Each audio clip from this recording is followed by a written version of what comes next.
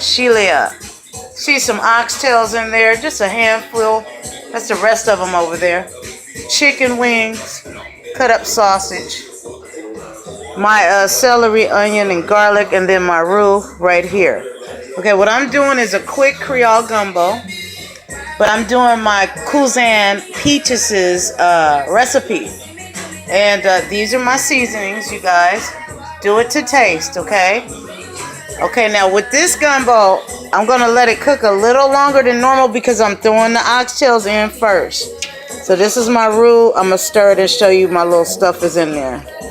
I got a little yellow bell pepper versus green because green pepper overpowers the taste, and I don't want a whole bunch of green pepper. So normally I would brown my oxtails, but I'm not going to do that. Just going to let them boil in here, so I'm going to add this first. And then we're going to add more water to it, and we're going to let that boil for about an hour. And then I'll get back on and show you guys what's next. Meanwhile, get your seasonings, whatever you like. I'm going to use a little of this, Tony's. I'm going to use a bay leaf. I'm going to add my filet gumbo about an hour or two into the gumbo. Parsley flake, garlic powder, and just a little bit of a Himalayan pink salt. And then I'm going to use a little black pepper, a little cayenne pepper. And I cut up some old regular Louisiana hot links you could get at your local meat market. And I'm just doing some little chicken wings because they have a lot of flavor in it.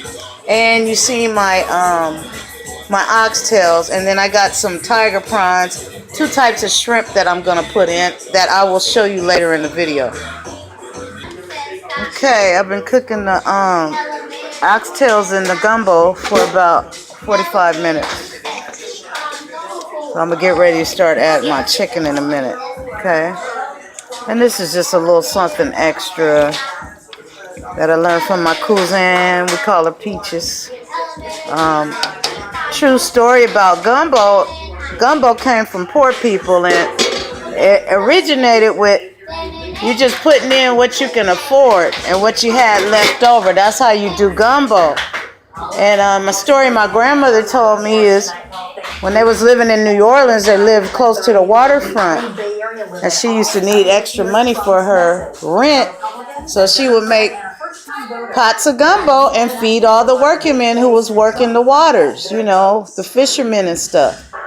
And she would sell pots of gumbo for $8. You know, hers was a seafood Creole gumbo. But of course, you know, during the week you got a leftover ham or whatever you got left over, you would make a gumbo out of it.